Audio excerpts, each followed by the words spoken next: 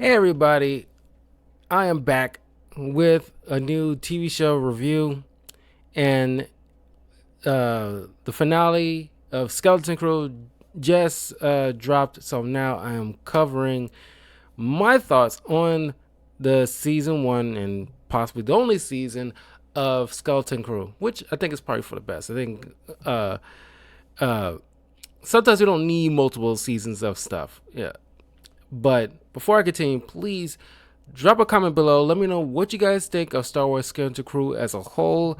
What parts you liked, what you disliked. Let me know below. You can follow me on my YouTube channel as well as my Patreon and Twitch, Twitter, TikTok while we still have it. Links are in the description below. Now, I now full disclosure, because in the past couple of days I've been hearing that the numbers for Skeleton Crew wasn't doing so hot, and despite the quality of the show, you know, I'm not beating around the bush here. The show is pretty good, and I was definitely one of the skeptical ones leading into this, but I wanted to at least give it a chance. And I think that's fair for everybody to do. Despite how you might feel about Star Wars as a whole, or Kathleen Kennedy, or whatever the screwed up stuff they got going on behind the scenes. Uh, but if you just kind of uh, uh, just done with it altogether, I don't blame you. People behind the scenes in Star Wars, namely Kathleen Kennedy, she is besides Bob Iger, her name is at the top. It all goes back to her. For lack of, for better for better or for worse, you are the tippy top. You're the general. Everything falls on your lap. And she and Bob Iger has to acknowledge that, and maybe they are. They getting some stuff corrected in Marvel side. Hopefully that translates to Star Wars, because I'm a huge Star Wars guy. I love Star Wars as a franchise. I love the world, but they have made some massive missteps ever since. I say it's been like carrying on since Last Jedi. Force Awakens, for by and large, it was really good. That was really good. But since then, some of them have some kind of mindset where it's like they didn't have the ducks in a row. But if they wanted to do like a new trilogy, they should have the ducks in a row lined up from start to finish. Which they did not, because they got like a director popping in and out, fixing what the last dude did. Then, of course, you got some, pros here and there, like the first two seasons of Mandalorian was really good. Andor is, turned out to be really good. We still getting a season 2 of that, which people are, very much waiting for. There's parts of Kenobi I really like, but by and large, that was a little lopsided. Uh, uh, Tales of the Jedi was, fun, but Tales of the Empire less so.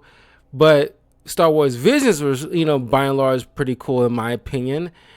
Uh, uh, but and there's parts of Ahsoka that was fine, but like Kenobi, it was a little lopsided because there's some stuff they put in there that should have been its own thing, and it got jumbled up in something. Because with Kenobi and Ahsoka, we came for like pretty much a reunion or a rematch between Ahsoka and Anakin, or Vader and Kenobi.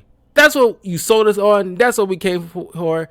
I don't care about like Rebels 2.0 or the little Leia show you try to, throw in there along with this third.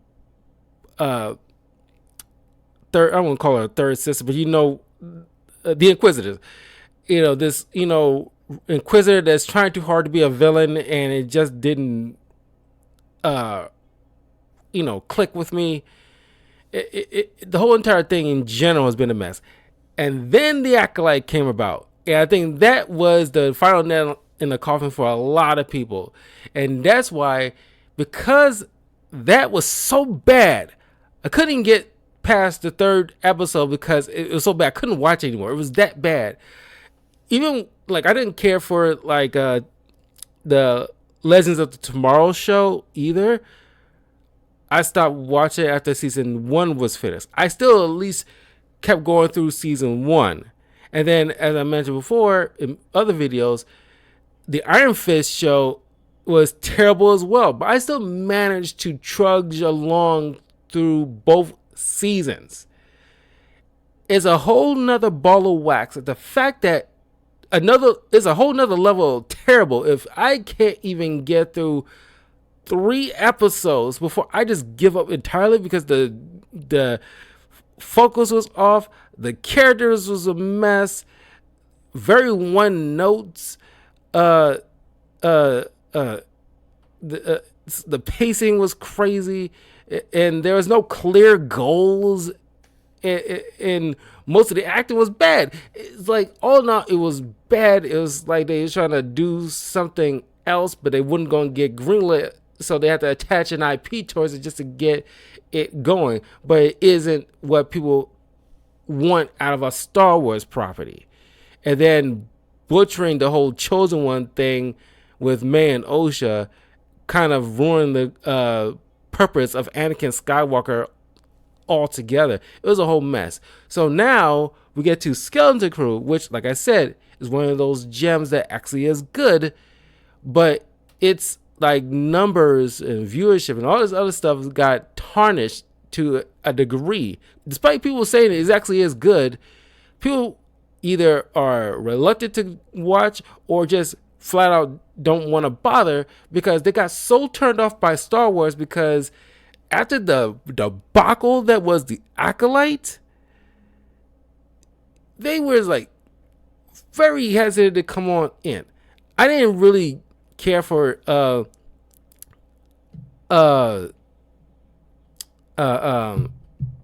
that? At the Agatha show, all that much. That's parts of it was decent, but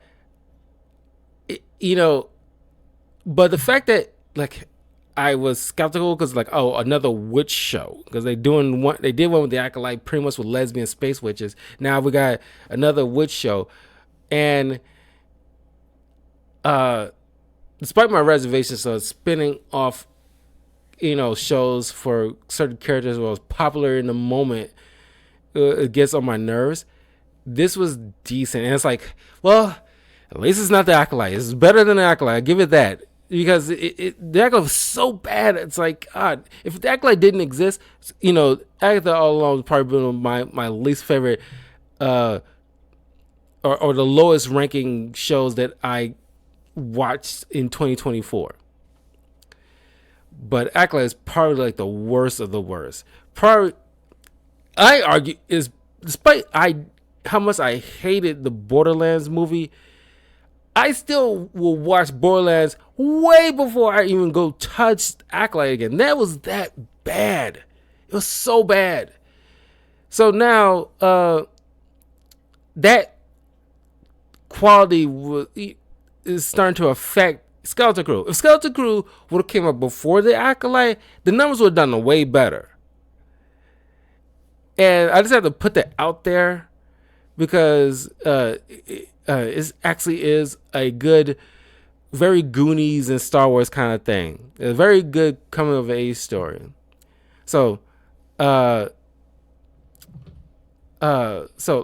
me, it's for the by and large it's been head up by John Watts and Christopher Ford, which explains why John Watts had to bow out to do any more Spider-Man films because he was working on this, which I respect, because don't do the J.J. Abrams thing trying to do, go back and forth between one thing while you're supposed to be working on one thing and putting all your focus on that, but you popping out because you gotta go to another thing.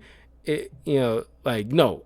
If you commit to one thing, then the other has to be set aside, or at least let somebody handle that in your absence, but still use the same blueprint so it doesn't feel totally off. So, and John Watts, Bryce Dallas Howard is the two people I say, besides maybe Dave Filoni, but his credibility is starting to wane quite a bit in recent months, if not years, to some people. But besides him and Jon Favreau, should be the only ones to helm a lot of these TV shows, and with the Grogu and Mandalorian movie coming up in the future, man, it's they're rocking a tightrope here. You bought all this property from George Lucas, and you're not handling what he created all that well, because you're trying to. Because from what I understand, if you go to the Galaxy's Edge, a lot of that stuff there is pretty much, characters that you see during Disney Star Wars stuff, and all the stuff that George Lucas had a head in. Like, you don't see any Han Solos or Princess Leia's. Well, I don't know. Sure, I've never been to Galaxy's Edge, but a friend of mine have, and I've seen reviewers who commented on this when they've been there. You don't see like C-3PO there. It's all like, I don't even think there's any Darth Vaders there. There's like a lot of Kylo Rens and Rey Palpatines. It's just, Disney related stuff that they personally worked on. They scarcely use anything George Lucas worked on, which is like, shows you where they headed. They don't respect what he created at all. But imagine he will have enjoyed this show if he's still watching it at all. So, but I was saying, like, Bryce Dallas Howard, John Watts, they should be the ones primarily working on, besides maybe Jon Favreau and to some extent Dave Filoni, should be the primary ones working on these Star Wars projects, because they have respect for the lore of what George Lucas built. They don't trash the fans. They give what the fans want. It's just like there's care involved. You can just tell. Unlike something like Leslie Headland, who veers off to God knows where. I know Kathleen Kennedy still has, producer credit in this kind of stuff because she's the head of it all. But she didn't have no say in this by and large. But I guess he's kind of signed off on, certain cast members, I guess. But anyway, we got Jude Law as this pirate captain. And a lot of this is pretty much Treasure Island. I just did like a movie review of Treasure Planet, which you can find on my YouTube channel, youtube.com/talkingofcarl. You can watch my review on that movie and my thoughts on that. But yeah, this one's very much like a Goonies meets Treasure Island, which is pretty dope. Yeah, Jude Law plays, and there's no that much of a spoiler here. They kind of telegraphed that in trailers and such, that he is a Force user, pirate captain, which I kind of like it where they kind of played in the first half of the episodes, or at least the first three. I say like the episode 2 through 4. You're kind of like wishy-washy. Is he a real Jedi, or is he doing something with magnets? Like, we saw, Kumail Nanjiani and Kenobi was doing, trying to fool people. But no, it's like, I'm not going to, beat around the bush. Yeah, he actually is a legit Force user. I was like, oh, okay, good. I'm kind of glad you led that way and not try to say like, oh no, it was all like tricks with like magnets and stuff. No, he's a legit Force user, and one of those few people. Well, he wasn't part of the Jedi Purge. His master escaped the Jedi Purge, was on the run, found him. They finally, by the last episode, wrote up his history and find out like how he learned the ways of the Force, he was, gifted. The Jedi who found him, he was scrapping in the garbage and everything like that, trying to survive. Saw he had some latent skills, took him on as like a pseudo apprentice, but while he was still under the tutelage, he didn't learn everything. He had to watch as his master got gunned down, but he managed to escape. So he kind of got by on what little knowledge that he was bestowed with. So he can do certain things with the Force, but he doesn't do any Jedi mind tricks. He has some pearls of wisdom, but not, fully. It is, and he has some level of skill with a saber. But Jude Law was amazing in this, and a lot of the kids here too are amazing. They was very well directed, because more often than not in some movies or TV shows, kids, they don't normally get good direction. It's like either like just be cute or, say certain things, just whatever. It's not portrayed well. But these group of kids who are the main stars of this did a very good job. And I think not only the directing was really good, but also Jude Law probably helped these kids along the way with, while on screen and what have you. They're right on track to be like big stars one day. But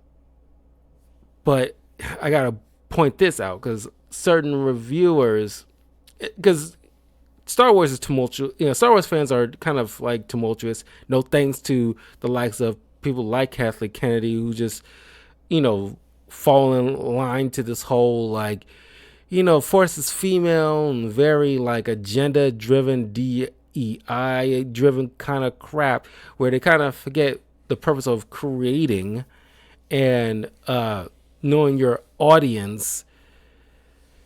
And lack of story because of that cause people who love Star Wars to get into these infights between each other, where those who acknowledge that this DEI agenda driven crap has gone completely off the rails and destroyed any kind of credibility of the and quality of the IP, while the others pretty much drinking the Kool-Aid and don't want any type of pushback and just clapping like seals without any type of understanding that, there is some type of agenda going on here. And for the most part, it's not Star Wars. You got to acknowledge that stuff. I mean, it's like you're not like a ist or a foe because you point out like, what is this crap in Star Wars? Why is this here? Because clearly, like this character doesn't really need to be here. It doesn't really serve all that much of a purpose besides the fact that you need a certain amount of women here, or you need a certain amount of this or that in here, just to show you how progressive you're being. It's very pseudo progressive kind of thing. You're trying to appease a certain group or a sort of community, just to show you're like, hey, we're one of you guys kind of thing. And it's kind of hollow. So to cause like this infighting between each other, where one side's like, like I'm gonna if you dare talk crap about these kids on here, we gotta protect these kids from these fake Star Wars fans because they did this to the Acolyte. So who knows what they'll do to the kids on Skeleton Crew? We gotta protect them like our precious little children and all this other stuff. Like people are not going to attack them. Of course, nobody's going to attack them, the kids on the Skeleton, Crew, because Acolyte got pushed back. They didn't get pushed back because people were a certain race or a certain gender. That wasn't the issue. The issue is that we see behind the curtain that this wasn't, true diversity. This was clearly a mandate, and we can see behind the curtains that makes it inorganic. And so we point that out. it doesn't make a person is or a phobe, whichever side you're on, a kind of situation. And sure, there are a few idiots out there that are like that, but by and large, if they, if we notice the content is crap, people will legitimately point out why it's crap. It isn't just for the sake of, oh, woman, oh my God, no. It's like, the actress who played May and Osha was just a crap actress and didn't know how to play like a set of twins right. And the fact that you can't have them have different hairstyles, they both look the same and act the same, and it's just crap character. Doesn't matter if she was a female. It was a crap character from start to finish. And we don't get that from this show. The kids here were doing very well. Matter of fact, the twin girls who play May and Osha were like, and you compare those to the kids here, night and day. The kids here in the Skeleton Crew were like, oh my God, like, I don't know who you hired to get these particular kids here, but they need to be the ones that deals with this, or get certain directors who know how to wrangle kids and get them to act in a particular way that is convincing. Should have been the one to deal with the kids who plays May and Osha, because clearly it is let those two girls do whatever with very monotone behavior, because I have fun with these kids in Skeleton Crew, and that's the whole point. It's like, you want to be able to enjoy the actors that you're following along this adventure with. I have fun. I was eager to tune in every week to see what's the next adventure these kids are going on and stuff. I didn't give a care about anybody, child or otherwise, in Acolyte. I just don't. I felt the same way about Andor. I mean, by that I mean the fact that I wasn't completely sucked in at first, but I did immediately recognize the quality of the acting, the atmosphere, cinematography, all that other stuff, and it didn't really, because I mentioned this before. It's like I acknowledged the quality that was in Andor, but until we got to the prison scene, things is kind of like, then it clicked with me. Like, wow, I'm totally invested now. It's like, it didn't click with me, even despite I know this is well acted and well paced and blah blah blah. Like, then it's like, oh, now it registers. Andor is like a very well done show, like Skeleton Crew, and people behind these two shows knows how to direct properly, knows how to write properly, both the scenes and the actors. They are very layered, and it's fun to go along in this adventure with these characters, compared to Acolyte, where it's like, like I said, I gave up after episode 3. I could not do it anymore. My brain just had to turn it off just to preserve itself, because it was so dumb. Anyway, getting back to the Skeleton Crew. So yeah, the kids are fine. Nobody's attacking the kids, because the kids did very well. You got Ravi Kobot Conyers as Wim on Pleasant, and they're all on Pleasant Atten. And they did a mystery in this better than Acolyte. I'm sorry, I can't, but going to have to compare to Acolyte. So Acolyte was the bottom of the totem pole of crap. Not even just for Star Wars, it's probably in like TV history, to be honest with you. And that's just my opinion. But this show knows how to do a mystery very well. But you got Ryan Carrera Armstrong as Fern, Kiorina Crater as KB, and Robert Timothy Smith as the voice of Neo, this elephant-like alien boy, who I personally feel is probably my favorite character out of the entire show. He was just fun and a ride or die friend. It's kind of like like Ned from the Spider-Man films. He's kind of like the Ned of this. Uh, uh, you got Nick Frost, the voice of SM33 or Smee, Mr. Smee. Uh, and it's kind of fun to see Jaleel White in this as a pirate named Gunther. And it's like he doesn't take over; he's just there, and he's not like relegated to the background or a cameo. No, he's there, and it's like the times that we got him, he was pretty dope. Y'all tend to forget he can act. It's like he's not just Urkel, guys. He's pretty good. But anyway, if I got a person who might be a weak link out of this entire show, it has to be Wim's dad. Not like he's terrible. It's not the worst actor I've seen, but in terms of this show, he is like, I don't know how to articulate it. It's just like he's doing a job, but if like it holds him a gun to my head, I can say like, oh, who's the weakest link? He is. I had to, I can't really articulate as to why, but it's just like not conveying certain things in a way that seems authentic, in my opinion. But not the worst actor I've seen, but in terms of the show, he's the only weak link I can actually think of. So anyway, we are on this planet of Aden. This seems very like, Pleasantville-ish type of world where they're ruled by this,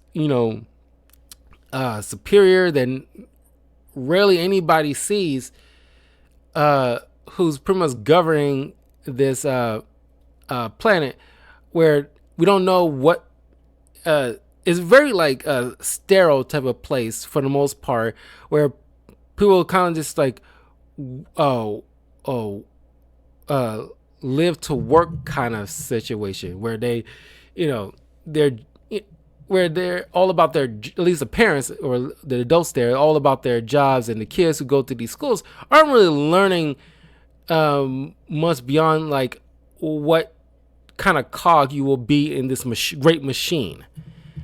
But we see Wim, who has like kind of aspirations to do more, and he's idolizes the Jedi. They kind of like his superheroes. It's kind of the way most people see Batman or Spider-Man. He viewed the Jedi as, and I love that. That is one of the biggest praise I give Skeleton Crew immediately, because unlike Acolyte, I'm sorry I have to keep doing it, because every once in a while I'm gonna have to go back and forth by comparison, because they're the most recent Star Wars properties that we got back to back. Unlike the Acolyte, who've been treating the Jedi like, oh, they're just crap characters, or at least, oh, they're so bad. And because if you look at the press tours with Leslie Headland and Amanda Stenberg, there's like when people ask like which one you go to, the dark side or the light side. Oh, dark side. Oh, dark side is like so much fun. It's like, you don't know they're a oppressive group of individuals that's pretty much reminiscent of Nazis. It's like, you do know that, right? So, and like you watch videos of George Lucas and how he describes the light side and the dark side. It's very poetic. It rhymes. Sorry, I had to do it.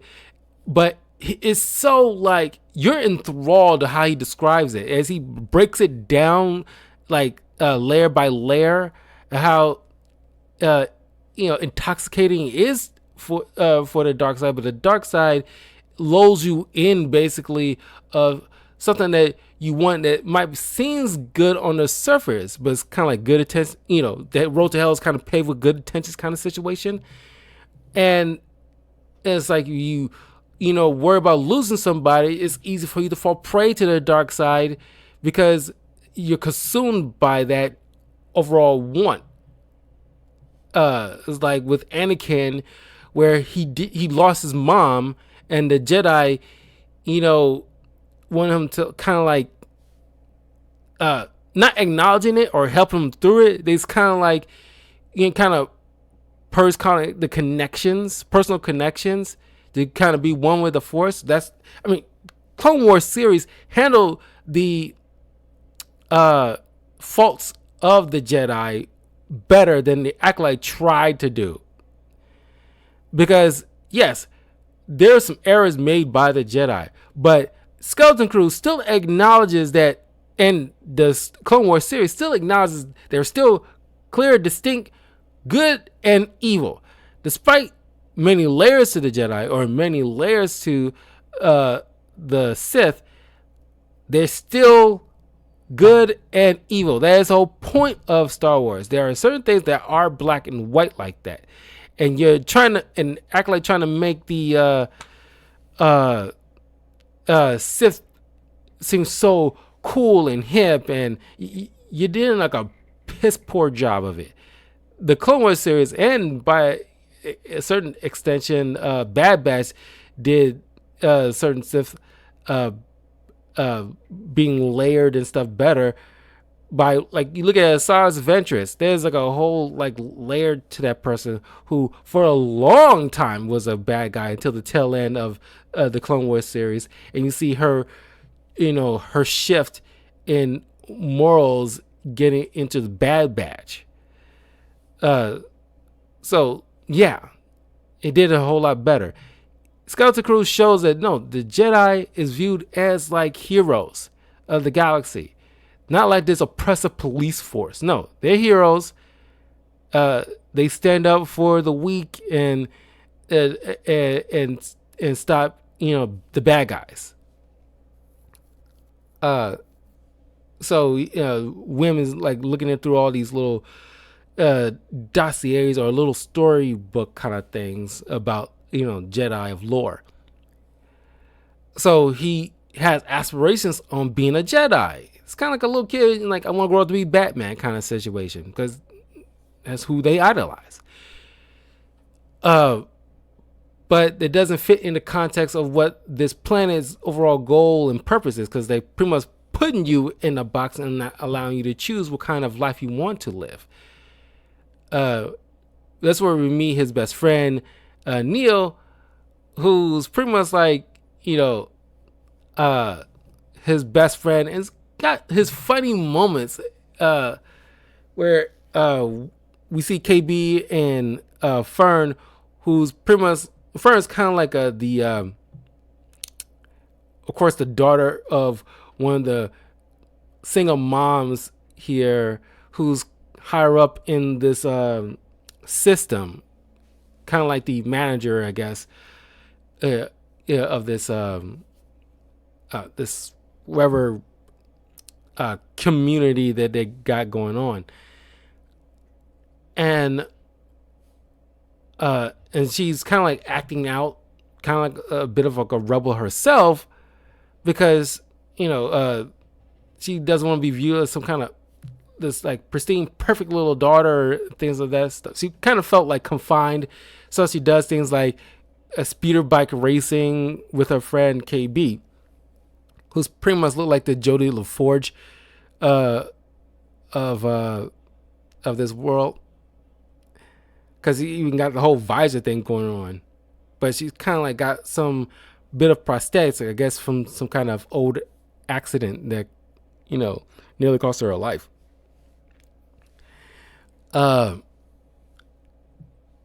But eventually they all meet each other. It was like a situation where Wim missed the bus, ends up in this ditch where he saw Fern and KB hop over, but he didn't make the jump, and ends up finding this seemingly doorway that has like a Jedi insignia on it, pretty much like an old ship from like very much a long time ago. They got covered in all this dirt and landscape. He ends up getting found by these little patrolling robots that steers people in certain directions and not go anywhere. They can't even get off planet or let anybody in, because there's some kind of barrier apparently around the planet. We'll get to that soon. Wim gets in trouble, and the dad ain't trying to listen to him. Don't even bother to ask, like, what happened to him, because clearly he's covered in dirt and it's not seemingly overall concerned the fact that his kid might have, landed in something, or like, hey, like, is anything broken? Doesn't seem all that concerned. It's like, look what you did to your clothes. It's like, that's why at that moment it's like, okay, this dude's a weak link immediately. And this is in like episode 2, I think. Anyway,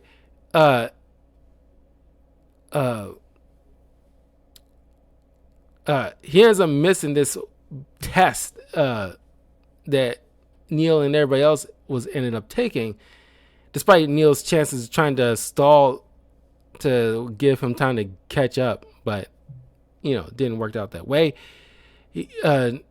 Neil shows up at Wim's house, and this is where I immediately start to like Neil, whereas Wim start carrying on about the doorway, and Neil's like, you didn't even ask me how I did on my test.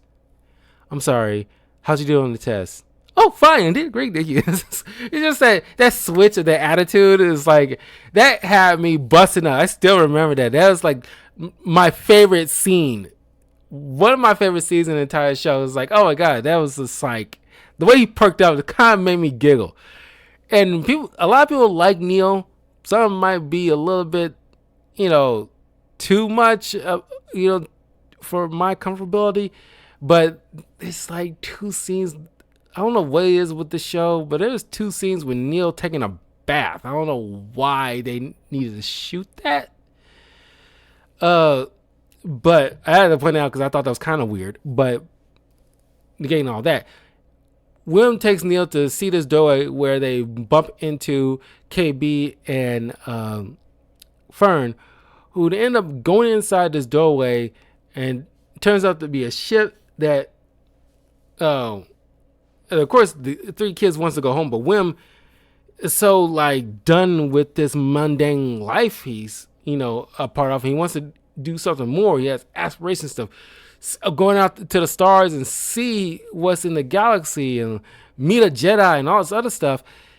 So he just pushes a button, kickstarts the entire ship, and it ends up taking off and maneuvering around this storm cloud. It's pretty much the barrier, and they end up going to light speed and ended up on this kind of pirate dock kind of situation where Fern and KB ends up meeting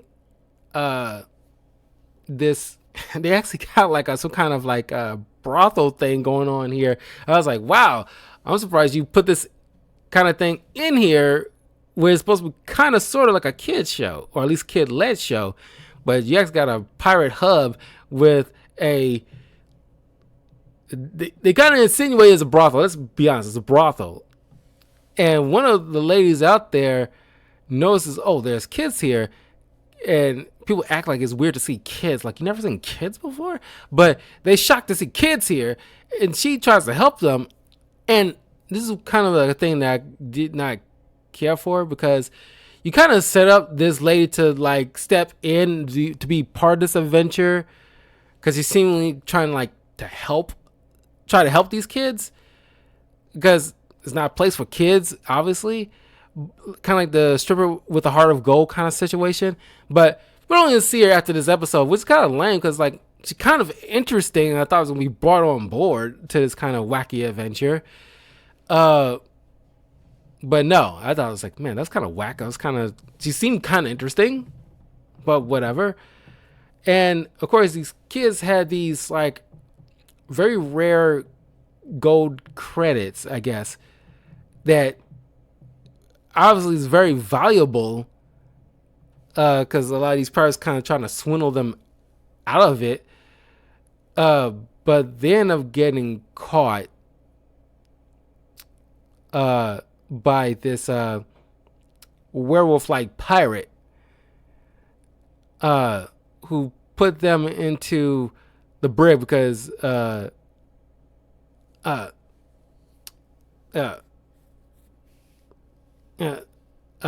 they hold something valuable, and they keep mentioning about this planet called Aten, which everybody else thinking like, oh, they must be out of their minds because Aten doesn't exist.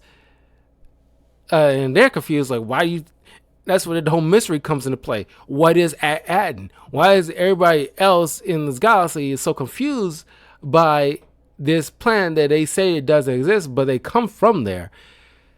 They end up getting put into this cell with this other person we know as Jod, and he used, which is kind of weird, but he used his force abilities to get the key that's on the other side of the room and levitate it towards them so they can unlock their cell.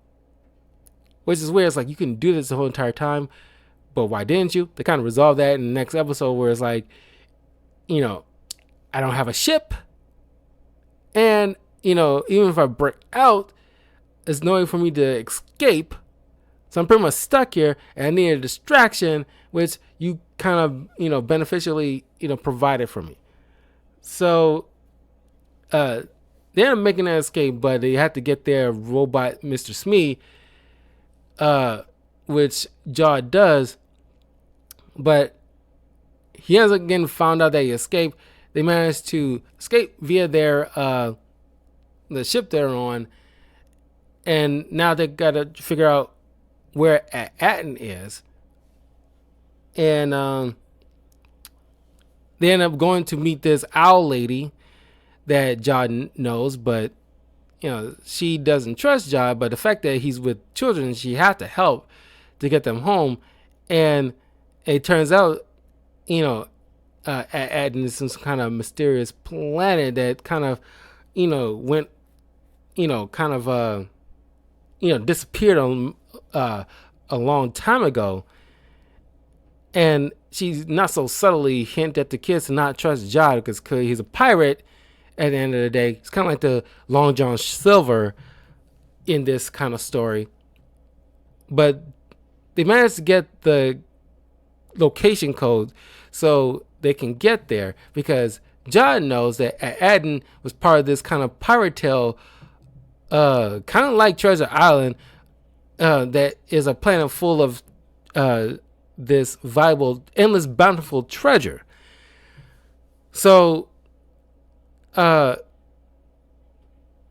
these kids end up realizing that because they've been so displaced away from the rest of the galaxy, they completely missed the whole rise and fall of the Empire. They said a few years after the Return of the Jedi. So they completely missed most of, this planet in general, not just the kids. This whole entire planet missed the bulk of the rise and fall of the Empire.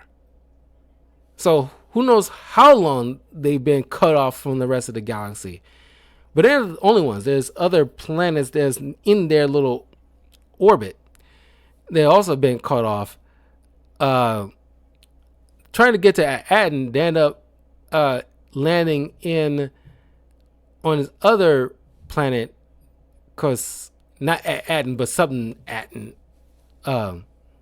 where Neo ends up befriending and having this little meet cute moment of this, rebel fighter's daughter, who, had other information that they need about Aten, but they was fighting off this like other renegades.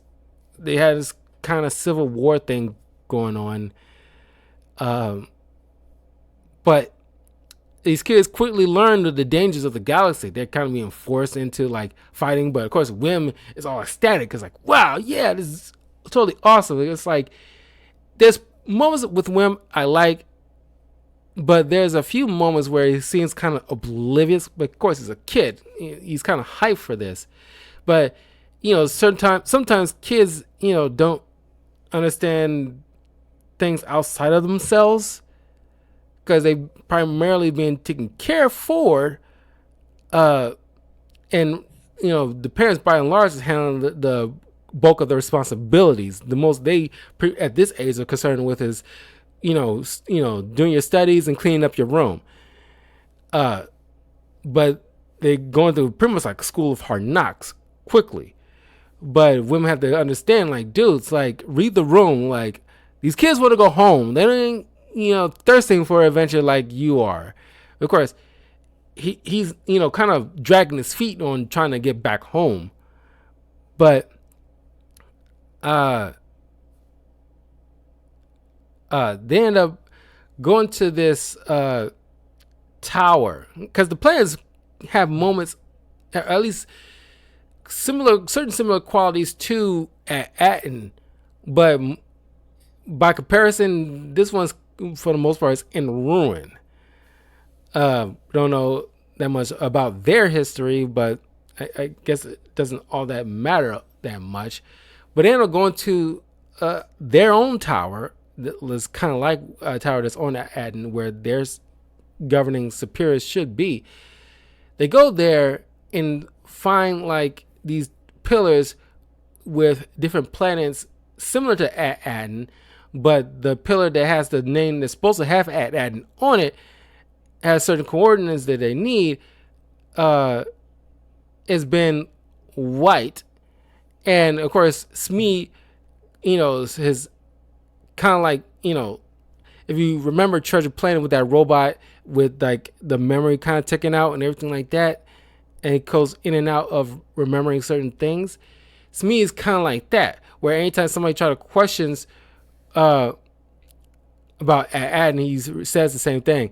I don't know anything about any Aten. That was pretty good. That was like my first try. It's like, but Fern quickly realizes, who's kind of like a pseudo leader in this kind of situation, but it isn't like girl boss. That gimmick, it seems more organic, which I kind of like for once. And she quickly realizes, kind of like what the previous owner of Smee, the head pirate, did to Smee. She remembers he does the exact same thing to her own robot droid at her own home when she's trying to sneak in without that droid snitching on her. She kind of overrides it. So she, as now the captain that he has to follow, forced the overriding to get him to remember what happened. And he remembers and he tells them, but he also tells them, like, my previous captain also states that anybody comes questioning and overrides my functions to find where Aten is, I'm supposed to tear him limb from limb. So he goes after the kids and Jod, and Neil, after hanging out with his rebel little girlfriend, kind of inspired by her courage, he gets the courage because he's kind of very meek in a way.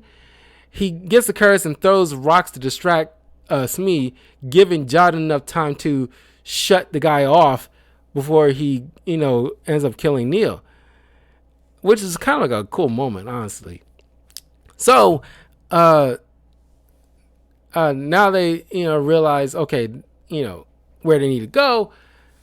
They end up going off world, but they end up getting recaptured by the werewolf pirate, who, they end up making a stop at this hotel planet, because they're trying to find clues to like this treasure trove that's in Aten, because they made some kind of agreement between Jod and the kids, like he will help them get back home as long as he gets lead to the treasure of that's supposed to be on Aten from like this mysterious pirate that used to be the owner of Smee.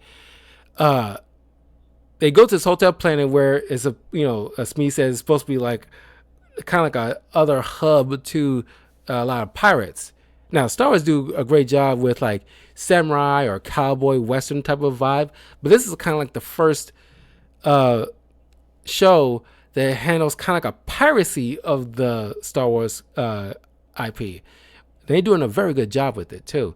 I mean, they're mining a lot from Treasure Island, but it's still the most recognizable and well crafted pirate stuff in pop culture history. So if you're gonna take any inspiration, take it from the best. So they go to this, supposed to be some kind of pirate hub that kind of a long time ago turned into some kind of hotel planet, a resort planet, and the clues are underneath it all. So, of course, John is kind of getting fed up every once in a while with these kids, because every once in a while he has these little words of wisdom to these kids early on, and it does a very good job for making us warm up to Jod. It's like, oh, he's like one of those good kind of pirates, and he's a Jedi, whatever. But you tend to forget, like, Jedi, not all Jedi are good, obviously, like anybody else. And he's also a pirate. Not every pirate has good intentions. And they did kind of play the audience very, very well, where they end up following the clues inside while the werewolf pirate and his goons show up to track them down. They end up going inside like this hidden chamber in the earth where there's traps and stuff like that, which they bypass. They follow the clues and they use one of the gold trinkets that they own, because like the older pirate set up these kind of things to protect his treasure. So one of the trials is sacrificing his gold, a gold piece of their own to divert these acid waters away that leads to a stairway to this treasure trove. It's like, filled with a bunch of treasure. At least what was hoarded from this older pirate. One of which is a lightsaber that Wim quickly found. Of course he would. But that's when they find like an old hologram of this older pirate who, stated that, hey, it's like, where Adden is, and confirms about the treasure that's there and all this other stuff. And that's when Jod quickly turns on the kids, initiated like a trial by combat, which Smee has to operate on the orders from, because it's kind of like a pirate code situation that you see in many pirate tales, and I'm pretty sure it's actually legit in the golden days of piracy history. Legitimately, I think, not 100% sure. I'm pretty sure there was a legit thing, kind of like parlay, where it's like, anybody can challenge the captain for the right to be captain, and since Fern is technically the captain, she has to fight Jod for the right. And given the fact that he's bigger and has powers on top of that, she has to submit. He didn't want to kill any of them. He still has some degree of he likes them to a degree. Last thing he wants to do is actually kill them. But he shows that he has no qualms of doing it if push comes to shove. But the kids end up making an escape while now Smee's following Jod. And you get moments with the kids having to come to some, like, it's a coming age story. They got personal hurdles. Like, KB only follows along with Fern because she doesn't want to feel like she wants to be pitied. Like, she, shows that she can actually still keep up despite whatever Fern wants to do. But, Fern, lets her know, like, if any time you can't keep up, don't be ashamed to tell me, like, I'm your friend, I'm here for you, all that stuff. They get these moments of interactions, where they trade off friends and they end up becoming a bigger group of friends because of that, which I like. You get those downtimes where you get those moments, and it's very sincere, is very much well played out. Not in a bad way, but it's, how the story plays out.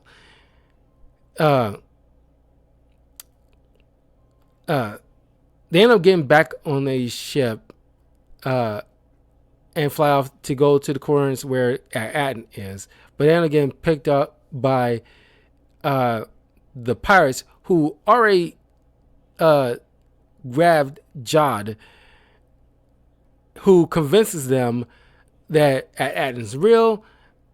And so they head towards it. They end up kidnapping the kids along the way while they're right outside the planet. Meanwhile, of course, you know where the parents all in all this. At some point, they sneak a beacon, because they're not allowed to send any kind of signals or communications outside the planet. So they managed to sneak a beacon out into the atmosphere. Was kind of like a for anybody to pick up, which the pirates do, play it for the kids and stuff like that. Jod ends up taking over the pirates after he kills the Wolfman, and the kids end up escaping with Jod sneaking on board, and managed to get through this barrier with all these electrical fields of these little airborne towers that kind of sets off these electrical fields that kind of destroys any unrecognizable ship end up getting destroyed by electrical currents. But the kids managed to get through. But Jod, under the guise of a emissary of the Republic, get taken to like their treasure troves, this big mine safe thing with all these walls and walls of these gold credits. And of course, the parents finally meet up with the children. And KB's parents are like two lesbian moms. I have to point that out. The only reason I'm pointing it out here because I want to acknowledge the fact that this is how you deal with people. Now, of course, there has to be some type of level of agenda or mandate or whatever like that. But John Watson, people who are working alongside him, what they did very well is they don't make it like so obligatory front and center, like they have to do this whole dog and pony show about it. It's there, you acknowledge it, it's, not to the side, but it's like, yeah, you could just infer like, yeah, clearly two Asian women who's raising a coincidentally an Asian daughter, are together. Not a big deal. Let it be there, but don't make it a whole thing about it. Is akin to like Rhodey in the opening of Iron Man 2. Look, I'm here. Get used to it. Let's move on. Yeah, look here. Let's move on. Go. I like that. That's how you do it. You don't need to make a whole dog and pony show about it. It's overly glaring. But they quickly realize this guy is not on the up and up. Fern and her mom take Jod up to meet their governing superior. It turns out to be a giant droid that Jod quickly destroys, which he's connected to everything on this planet. So all the robots that's monitoring everybody is shut down. All the power to everything is completely shut down. So now it's up to the kids to band together to stop the pirates who's coming in and pretty much trying to pillage everything. So they go on their speeder bikes along with Wim's dad to go and get KB because he's found their ship, try to get it uncoupled so she can go off, send, because thanks to the outlay who gives KB coordinates, or at least communication directly to her, so she can let the rebels know where they are to get help, because they're being attacked by pirates, which they do eventually show up. You get an awesome one with Neil, who takes some kind of like gunner and shoots at the main pirate ship to distract it to avoid them shooting down KB, while Wim, Fern, and their parents distract Jod in order to shut down the barrier so the rebels can get through. And that's where you get the whole line from Jod about his little bit of his history. But they managed to pulled down the barrier, which Jai at that point just kind of like, no point in even fighting anymore. Which I'm glad he didn't, because I was worried that he might end up killing one of the parents or something. But he's kind of like, well, his main pirate ship is going down. A lot of his crew is going to get arrested, and it's like, no point in me like doing it about it. He sits there and probably wait to get arrested. There's nothing else he can do about it. And the kids was worried because they thought KB's ship was going to go down and she might be dead, but they ended up finding her. She's all right thanks to Mr. Smee. And that's where the show ends. Now, I was kind of hoping there would have been some kind of epilogue or a stinger moment at the end, or end credits or something like that. Because as much as I enjoy Skeleton Crew, that last bit in the last episode didn't feel complete. It doesn't feel like final. It's like, did y'all want to throw in something? Because I was kind of expecting, maybe not like a guest cameo from some older Star Wars character, because because this need to be its own thing. It doesn't need some kind of handheld by an veteran Star Wars character. But I don't know. I wanted something, because it felt kind of like cut. Like, oh, you just cut off here. It's like, wait a minute. It's like, that's it. Like, it didn't feel like a good wrap up. Like, I don't know. It was, meeting with some rebel leaders who informed them about what's happening with the galaxy, and it's like, hey, Wim like asking one of them, is like, do you guys know a Jedi? Or it's like, yeah, we know at least a couple of Jedi out there. And they're really cool people. It's like, if you want to meet one, we can ask one to come by, or we can take you to see one, kind of thing. And these go off, and these group of kids and their parents go off with the rebels to go meet a Jedi. You don't have to actually see it happen, but at the very least, show that like Wimp can kind of get what he's always been seeking, is to meet an idol of his. At least one of them that's a legit good Jedi.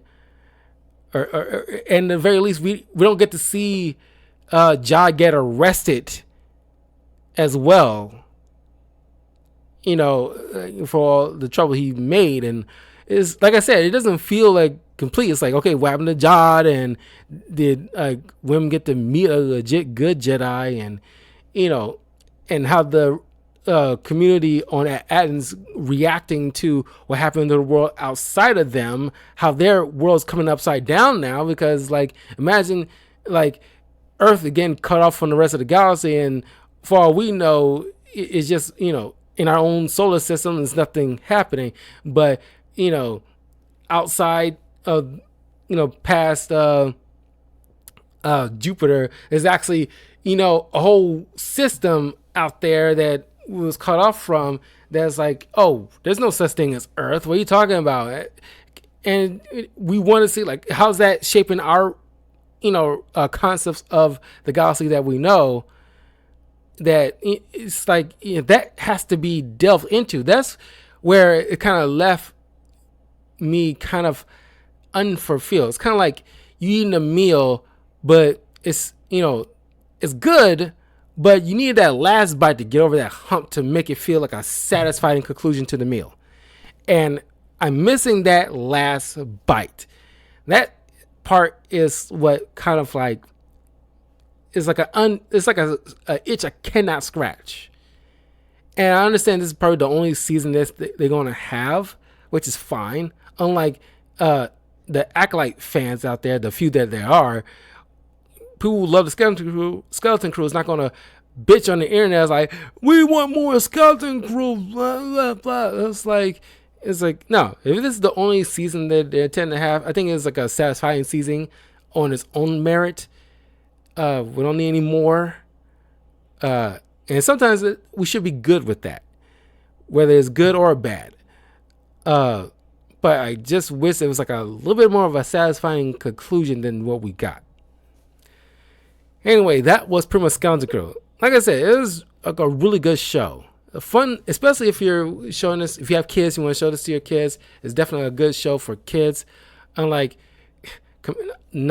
something like Star Wars Resistance, which was like a kind of crap cartoon show during the period of between like Force Awakens and at least during around the time of Force Awakens, they was trying to make this little Resistance show, and it wasn't really all that good. But well, I shouldn't even choose that as an example. Like Rebels or the Clone Wars, it's a good show to show to your kids.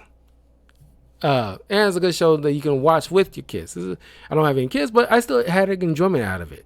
A nice little coming of age story, which is by and large a good feel good story in a way. Anyway, those are my quick thoughts on Skeleton Crew. Let me know in the comments below what you guys think of the show. Did you enjoy it?